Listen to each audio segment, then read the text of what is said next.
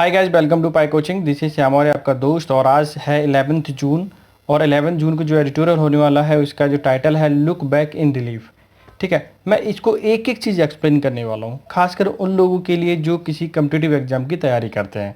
क्यों? क्योंकि अगर वो आपको डिटेल यहाँ से मालूम पड़ती है, ग्रामर यहाँ से आप सीखते हैं ना, तो वो आपके दिमाग में रहती है। क्योंकि डेली के बेसिस पे सीखते हैं ग्रामर।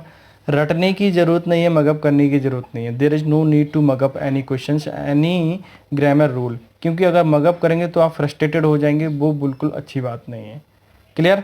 तो अब ये बड़े बड़े सेंटेंस है वो आपको समझ नहीं आते, मैं ब्रेक करके मैं उसको बताने वाला हूँ कैसे समझें। क्लियर हो गया? और कैसे उनको उसका सेंस अच्छे से समझ पाएँ और निकाले भी सेंस उसमें से। क्लियर? नाउन है, एडजेक्टिव है, एडवर्ब है, इनकी प्लेसिंग क्या होती है, सेंटेंस स्ट्रक्चर क्या होता है, सब कुछ बताने वाला हूँ। क्लियर? तो बस करना क्या है, आपको चैनल को सब्सक्राइब करना, लाइक करना, आप पूरा का पूरा सेशन देखना है। इंट्रोस्पेक्शन मैंने बताया, TIUN वाले जितने भी वर्ड होते हैं वो क्या होते हैं, आपके नाउन होते हैं। ऑन द लैप्सेस, लैप्सेस का मतलब यह नाउन है, एस लगा के प्लूरल बनाया गया है तो ये नाउन हो गया। ठीक है, तो और ये इसका मतलब हुआ इंट्रोस्पेक्ट। देखो मैं स्पेक्ट में लिख देता हूँ यहाँ पे, स्पेक्स। अब बोलते हैं ना स्पेक्स मतलब चश्मे होता है, स्पेक्टिकल्स होते हैं। ठीक है, जितने भी इंस्पेक्टर होता है, तो जितने भी स्पेक्स वाले वर्ड होते हैं उनका मतलब होता है जांच पड़ताल करना या चेक करना। तो introspection on the lapses, lapses का मतलब होता है चूक या गलती या भूल जो हो चुकी है उसमें जांच पड़ताल करना। ठीक है, क्लियर हो गया? आगे थे डैट, जो led to migrant labour crisis. Lapses जो थे किस में, माइग्रेंट लेबर को क्राइसिस में डाल दिया। ठीक है, अब क्या था आगे देखें, is in order. Introspection is in order, क्या होगा, इंट्रोस्पेक्शन इज इन ऑर्डर होगा, उनको ठीक हालत में करेगा। ठीक है, जांच पड़ताल होगी, सब कुछ ठीक ठाक चल रहा है नहीं चल रहा है, और क्यों, जो गलतियाँ हुई उनको सुधारा कैसे जाए। क्लियर हो गया? पूरा का पूरा टाइटल सब टाइटल दोनों ही। अब मैं डिटेल में चलता हूँ। द वर्स्ट, देखो आपको पता है सुपरलेटिव डिग्री के पहले डेफिनेट आर्टिकल होता है जिसका कहते हैं द। तो ये एक बैड होता है, पॉजिटिव डिग्री होती है। एक होता है वर्स्ट, WORS, इसकी सुपर कंपेरेटिव डिग्री होती है। एक होता है WORST, वर्स्ट, ये होते हैं सुपरलेटिव डिग्री। और सुपरलेटिव डिग्री के पहले क्या लगता है, द, आपको पता होना चाहिए। ठीक है, तो ये नाउन के फॉर्म में यूज हुआ है। तो वर्स्ट का मतलब होता है कोई चीज़ बहुत ज़्यादा खराब हो जाना, यानी सीवियर कंडीशन में होना। The worst may be over, over मतलब खत्म हो सकता है। ठीक है, for the country, countries inter state worker, जो एक स्टेट से लेकर के दूसरी स्टेट में जा कर के काम करते हैं, उनका जो वर्स्ट सिचुएशन है वो कैसी हो सकती है, खत्म हो सकती है। Many have return home, many मतलब बहुत सारे लोग, हैव मैनी प्लूरल होता है इसलिए हैव का यूज किया। रिटर्न का मतलब वापस लौट आए हैं। ठीक है, होम, वो मैंने बहुत सारे लोग अपने घर पर वापस लौट आए हैं। ध्यान रखना, रिटर्न के बाद मोस्टली प्रीपोजिशन का यूज नहीं करते हैं, कीप इन योर माइंड, क्योंकि इस तरह के क्वेश्चन आ जाते हैं इंप्रूवमेंट में। क्लियर हो गया? ये प्रेजेंट परफेक्ट में बनाया गया। प्रेजेंट परफेक्ट में हमेशा वर्ब की थर्ड फॉर्म का यूज करते हैं। क्लियर हो गया? दूसरा आप यहाँ से देखें, मोर में बी अकोमोडेटेड, बहुत सारे लोगों को सुनिश्चित की गई ये जगह या सहायता दी गई इन श्रमिक ट्रेन, श्रमिक ट्रेन की। ठीक है, श्रमिक ट्रेन में शेड्यूल टू रन, जो कि सुनिश्चित है या निश्चित की गई हैं कि चलाने के लिए। ठीक है, श्रमिक ट्रेन जो थी चलाने की निश्चित की गई हैं। क्लियर हो गया? एंड सम, ये एक आपका वर्ड है एंड सम, और कुछ, कॉमा लग चुका है, इसका मतलब ये कहीं ना कहीं सब्जेक्ट के फॉर्म में यूज होने वाला है। द इट अपीयर्स, अपीयर्स ऐसा महसूस होता है या ऐसा दिखता है। ध्यान देने, do not mind staying where they are for work. अब यहाँ देखें, and some do not mind, कोई को किसी बहुत कुछ लोगों को आपत्ति भी नहीं है स्टेइंग मतलब रुकने में, where they are for work, जहाँ पर वे काम के लिए हैं वो वहीं के वहीं रुक जा रहे हैं, तो ऐसे भी लोग हैं। ठीक है, कुछ लोग घर जा रहे हैं। नाउ डैट, यानी कि यहाँ नाउ डैट का मतलब होता है अब तक क्या होता है। तो अब देखें आप यहाँ से, नाउ डैट, सॉरी, ये नाउ डैट का मतलब होता है चूंकि, क्या होता है, चूंकि ये एक नाउन और एडजेक्टिव दोनों के काम करता है। ठीक है, तो ये नाउन है, सॉरी, नाउन और कंजक्शन के रूप में। तो चूंकि the unlock phase has begun in many parts of the country, देखो देखो कई सारे जो फेज मैं बोल सकता हूँ, unlock phase has begun, unlock phase क्या हो चुका है, बिगन हो चुका है या शुरू हो चुका है। वो हैज़ के अब की थर्ड फॉर्म आती है। इन मैनी पार्ट्स, कई सारे हिस्सों में, ऑफ द कंट्री, कंट्री के कई सारे हिस्सों में जो अनलॉक फेज है यानी खोलने का लॉकडाउन को, वो चालू हो चुका है। कई सारे मैंने पहला चरण क्या हो गया है, कंप्लीट हो चुका है। The supreme court has fixed, supreme court ने फिक्स्ड कर चुका है 15 डे डेडलाइन, समय तय कर दिया है 15 दिन का, किसके लिए, फॉर कंप्लीशन, कंप्लीट करने के लिए ऑफ द प्रोसेस, को प्रोसेस को कंप्लीट करने के लिए ऑफ ट्रांसपोर्टिंग, ऑफ के बाद प्रीपोजिशन, प्रीपोजिशन और एक ऑफ है, वो सॉरी ऑफ को प्रीपोजिशन है, तो इसके बाद जो भी वर्ब आएगी वो कैसी आएगी, जिरन फॉर्म में आएगी, आईएनजी फॉर्म में आएगी। तो ऑफ ट्रांसपोर्टिंग, उनको पहुंचाने का, ऑल ऑफ देम, इन सभी को बैक होम, उनके घर पहुंचाने का सुप्रीम कोर्ट ने 15 दिन की समय सीमा तय कर दी है। 15 दिन के अंदर ये प्रोसेस कंप्लीट करना होगा। क्लियर हो गया। बिसाइड्स, बिसाइड्स एक प्रीपोजिशन होती है, आपको पता ही है, और इसका मतलब होता है इसके अलावा। अगर एस हटा देता हूँ, बिसाइड होता है तो इसका मतलब होता है बगल में या पास में। बिसाइड प्रीपोजिशन है और इसके बाद जो भी वर्ब आएगी कैसी आएगी, आईएनजी फॉर्म में आएगी। तो आस्किंग हो गया, गवर्नमेंट्स अक्रॉस द। अब देखो आस्क का जो फॉर्म दो तरीके से, पूछना भी होता है और कहना भी होता है, क्या ठीक है। लेकिन पूछना तो ज़्यादा जनरल सेंस में होता है, लेकिन कहने का मतलब जब होता है यूज, जब किसी चीज़ पे जोर दे के कहा जाता है तो उसको बोलते हैं आस्किंग, ठीक है, या आस्क कहने के लिए। तो जोर दे रहा है सुप्रीम कोर्ट, तो उन्होंने गवर्नमेंट से पूछा अक्रॉस द कंट्री, सॉरी कहा है गवर्नमेंट से कि जित कंट्री भर में, ठीक है, या देश भर में, क्या देश भर में, to drop criminal cases, criminal cases को ड्रॉप कर दिया या हटा दिया जाए।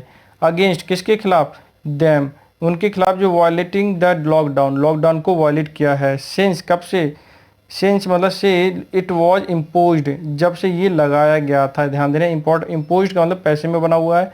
At the short notice, short notice पर, ऑन मार्च 25, ठीक है, मार्च से पहले यानी महीने से पहले प्रीपोजिशन ऑन आती है, पता है ना आपको, डेट से पहले प्रीपोजिशन ऑन आती है। तो जो 25 मार्च को शॉर्ट नोटिस से, यानी संक्षिप्त जो नोटिस था उसकी वजह से लगाने की पर ही लॉकडाउन लगा दिया गया था, यानी ज़्यादा इन्फॉर्मेशन नहीं फैलाई गई थी भाई कि लॉकडाउन लगने वाला है। इसलिए जो वर्कर लोग थे, माइग्रेंट वर्कर थे, उन्होंने क्या किया, जो लॉकडाउन था उसके रूल्स को तोड़ा है, ठीक है, तोड़ने पर उन पर क्रिमिनल केसेस लगे हैं। तो बहुत सारा उसने, कोर्ट ने गवर्नमेंट से बोला है कि आप जो है क्रिमिनल केसेस हटाइए, ठीक है, उन लोगों के खिलाफ। क्लियर हो गए यहाँ तक।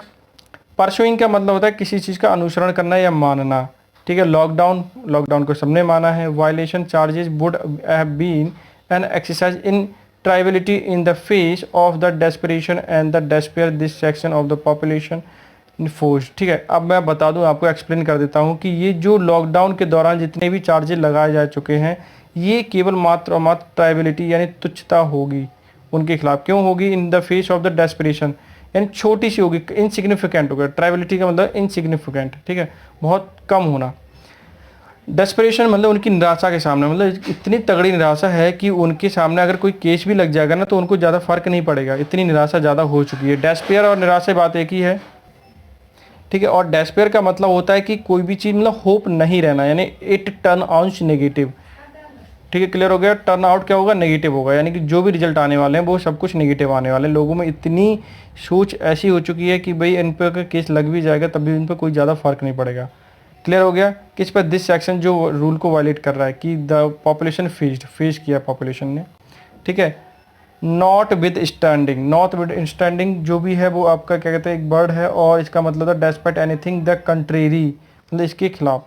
लिंगरिंग का मतलब होता है विलंब में रखना। क्रिटिसिज्म का मतलब आलोचना करना। That the supreme courts intervention, ठीक है। लोगों ने हालांकि इस बात को बोला गया था कि क्रिटिसिज्म, आलोचना करी थी कि भाई सुप्रीम कोर्ट ने जो अपना इंटरवेंशन किया है विलंब के बाद, मतलब एक काफ़ी देर बाद किया है, ठीक है। ऑन इट्स मोशन, जैसे कि ये चल रहा था, may have come to late, ये बहुत लेट आया है, ठीक है।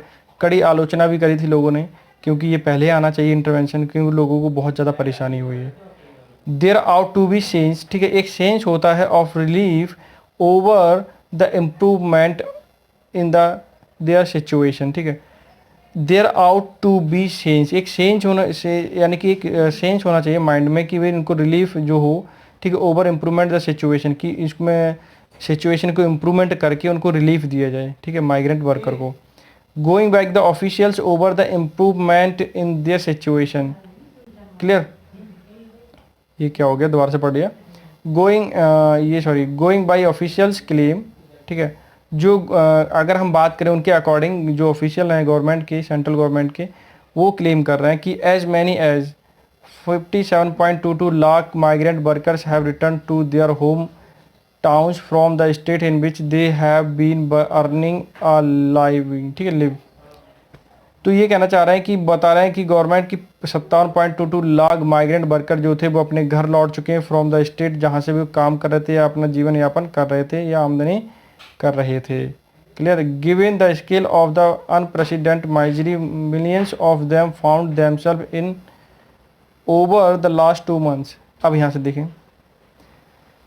कि गिवन द स्केल, एक स्केल अगर मैं पैमाना लिए, अनप्रेसिडेंटेड मतलब जो एक अनोखी या फिर हम कह सकते हैं जिसकी हम कल्पना नहीं कर सकते। मिजरी का मतलब होता है दुख और परेशानी, ठीक है। मिलियंस ऑफ देम, बहुत सारे 10 लाख लोगों की ये परेशानी है। Found them self over the last 2 months, ठीक है। उन्होंने बहुत परेशानी मतलब लास्ट 2 महीने जो लॉकडाउन लगा था उसमें मिलियंस लोगों ने क्या किया, बहुत परेशानी में काटे हैं ये 2 महीने। क्लियर।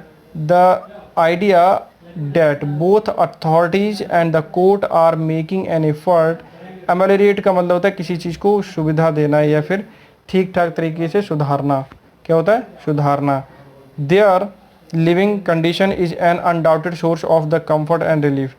अब ये क्या कहना चाह रहा है कि भाई अथॉरिटीज़ हैं, ठीक है, जो अथॉरिटीज़ हैं वो लोग क्या कर रहे हैं, उनको the court are making, authorities and court are making the effort, कोशिश कर रहे हैं किस चीज़ की, एमेलियोरेट करने की यानी सुधारने की। देयर माने देयर यानी उनकी लिविंग कंडीशंस को सुधारने की कोशिश कर रहे हैं, ठीक है। इज एन अनडाउटेड, ये बिना संकोच किए, ठीक है, बिना किसी शक के, source of comfort and relief, ये बिना सोचे समझे कहा जा सकता है रिलीफ के लिए या उनके कंफर्ट के लिए है। व्हाट स्टैंड आउट, देखिए ये क्या है व्हाट। अब देखें यहाँ से कि what stand out in the response of the union government to the crisis and to the migrant voices that raise concern over the tribulation परेशानी होती है of such a large section of citizens, मतलब बहुत बड़े पैमाने पर जो citizens थे उनको। इज फोर्स, ये देखिए फोर्सिटी का मतलब होता है निर्दयता या उग्रता। एंड बुल हेडेडनेस ये एक नाउन होता है और इसका मतलब होता है रेजिल्यूट adherence to your own idea, मतलब अपने जो सोच रखा है मन में जो आइडिया उस पर ही डटे रहना। With which is short to deny magnitude their suffering, ठीक है, और उनको ये उनकी जो तीव्रता थी परेशानी की, ठीक है, सफरिंग की, उसके लिए क्या कर दिया, डिनाई कर दिया। आगे देखें, मैं पूरा एक्सप्लेन करता हूँ। स्टैंड आउट एक फ्रेजल वर्ब होती है, इसका मतलब नोटिसेबली बेटर, यानी कि कुछ अच्छा होना या श्रेष्ठ होना। In response of the union government to crisis, ठीक है, इस क्राइसिस के बारे में जो उनका रिस्पॉन्स आए थे, ठीक है, वो क्या श्रेष्ठ थे देखें। एंड माइग्रेंट मतलब बहुत लाखों लोग, जो आवाज़ थी लाखों लोगों की, रेज कंसर्न उन्होंने उठाई थी, चिंता व्यक्त की थी ओवर द ट्रिब्यूलेशन में परेशानी के ऊपर, ट्रिब्यूलेशन दुख संपात of such large section citizens is forcefully and ferocity and bull headedness with such shout to, shout का मतलब खोजना होता है, सी की सेकंड फॉर्म है ये, ठीक है। Deny to magnitude of their suffering, ठीक है, उनकी जो परेशानियां थी क्या उसमें से कुछ बेटर सोल्यूशन निकला या नहीं निकला, क्या जो रिस्पांस दिया गया है गवर्नमेंट की तरफ से, ठीक है, उनके सिटीजन्स की जो परेशानियां थी उनको सॉल्व करने का तरीका कुछ सोल्यूशन निकाला या नहीं निकाला, और उनकी जो तीव्रता थी मैग्नीट्यूड था ऑफ सफरिंग का पब्लिक का, क्या वो समझ पाए या नहीं समझ पाए। क्लियर। चास्टेन का मतलब होता है डांटना फटकारना बाय द ओपन क्रिटिसिज्म, बल्कि ओपन क्रिटिसिज्म करते हुए उनको डांटा गया from the former member of the higher judiciary की तरफ से, as well as many senior lawyer की तरफ से, जूरिस्ट की तरफ से। The top court has sought redeem its stature by the series of directions, ठीक है, कोर्ट ने भाई ये मांगा है, बोला है कि जो स्टेचर था उनके मतलब जो बोला जा रहा है, जो निर्देश दिए जा रहे हैं, क्या उनकी भाई महत्ता रखी जा रही है या नहीं रखी जा रही है, क्या उनको फॉलो किया जा रहा है या नहीं किया जा रहा है, सिंपल सी बात। क्लियर। अब आगे देखें आप, अब ये देखिए direction as well as indicating its willingness to go all the pending issues, ठीक है। अब आगे देखें आप, तो अब ये क्या कहना चाह रहा है, ये कहना चाह रहा है कि एज वेल उसके साथ साथ इंडिकेट किए मतलब निर्देश दिए गए थे या इंडिकेट दर्शाया जा रहा है बाय विलिंगनेस यानी इच्छा पूर्वक, to go all the pending issues, ठीक है, और उनके पेंडिंग इश्यूज को सॉल्व किए गए नहीं किए गए ये सब कुछ बताया गया है, ठीक है। आगे देखें, as part of its effort, अगर इनकी एफर्टों की यानी कोशिशों की अगर हम हिस्सा देखें, it made all the state government file comprehensive affidavit on the action they had taken the facilitate the return of the workers. अभी क्या है कि स्टेट गवर्नमेंट जितने भी थी उन्होंने एक एफिडेविट दिखाया है कोर्ट में और उन्होंने बोला है कि हमने कितनी फैसिलिटी प्रोवाइड कराई थी इन लोग वर्कर्स के लिए। क्लियर। तो उन्होंने कॉम्प्रिहेंसिव एफिडेविट दिया है उस एक्शन को दिखाने के लिए जो एक्शन उन्होंने मतलब लिया था फैसिलिटी प्रोवाइड कराने के लिए वर्कर के लिए। Okay, provide them with immediate relief and arrangement made for food and water them during the journey. उस जर्नी के दौरान तुरंत इमीडिएटली भाई क्या रिलीफ दिया गया था, अरेंजमेंट किया गया था किस चीज़ का, फूड का, वाटर का, them during the journey, journey के दौरान, उनकी जर्नी के दौरान भी सारी सुविधाएं उपलब्ध कराई गई थी स्टेट गवर्नमेंट के द्वारा, ऐसा बोला गया है। इट हैज़ फर्दर आगे आज 10 स्टेट स्पेल आउट, आगे स्टेट गवर्नमेंट से पूछा गया कि स्पेल आउट कीजिए। स्पेल आउट का मतलब होता है एक्सप्लेन करना। देयर प्लान्स, प्लान्स क्या है, register all the workers their skills and area, their area of employment and the different welfare and employment schemes mean for them. अब देखिए ये क्या कहना चाह रहा है, ये कहना चाह रहा है कि आगे ये पूछा गया स्टेट गवर्नमेंट से, आप बताइए आपके प्लान क्या है कि रजिस्टर वर्कर के लिए, इनके जो स्किल वाले वर्कर हैं उनके लिए, देयर एरिया एम्प्लॉयमेंट, उनको कहाँ का एम्प्लॉय किया जाएगा, ठीक है, एम्प्लॉयमेंट मिलेगा या फिर जॉब मिलेगी। द डिफरेंट वेलफेयर, और वेलफेयर हैं, एम्प्लॉयमेंट स्कीम्स हैं, मीन्ट फॉर देम, उनके लिए क्या क्या है सबको हमें बताइए, ऐसा कोर्ट ने बोला। सेवरल प्रॉब्लम्स रिमेन, बहुत सारी समस्याएं हैं वो अभी भी बाकी हैं। नॉट द लीस्ट, कम नहीं हुई उनमें से। बीइंग द लैप्स, ठीक है, being the lapses on the part of the authorities across the country dealing with the crisis, बहुत सारी जो समस्या थी छूट गई सॉल्व करने के लिए अथॉरिटी के द्वारा, तो वो उनके साथ डील विद किया जाए, हैंडल किया जाए क्राइसिस, तो कैसे क्राइसिस के दौरान उसको सॉल्व किया जाए और क्राइसिस के दौरान जो छूट चुके हैं उनको अभी सॉल्व कर दिया जाए। द इनएडिक्वेसीज, इनएडिक्वेसीज मतलब अपर्याप्तता of citizens of registering and identifying those who wish to travel and the possibility of timely inform and effective communication relating to the movement of the trains and their destinations were other issues। ठीक है, अब ये मैं पूरा explain करता हूँ। Inadequacy, अपर्याप्तता थी of facilities की, फॉर रजिस्टरिंग, रजिस्टर कराने के लिए, आइडेंटिफाइंग करने के लिए, हु विश टू ट्रैवल, ठीक है, जो जाना चाहते हैं अपने घर के लिए, एंड पॉजिटिव मतलब कमी होना, ऑफ टाइमली इन्फॉर्मेशन, टाइम पर उनको इन्फॉर्म करने की कमी थी सरकार के अंदर, ठीक है। इफेक्टिव क्या थे, इफेक्टिव कम्युनिकेशन नहीं थी ताकि लोगों को पता चल सके कि ट्रेन चलने वाली है, आप लोग जा सकते हैं अपने home town. Relating the movement of the trains, train जाने आने के लिए, एंड देयर डेस्टिनेशन, जहाँ वहाँ पहुँचना है, एंड अदर इशूज़, बहुत सारे अदर इशूज़ भी थे इस तरह से सॉल्व नहीं करे गए हैं समय से। ओवरऑल अगर हम सारी बातें देखें, the court has belated the intervention has occasion the movement of such needed introspection for everyone concerned on their responses।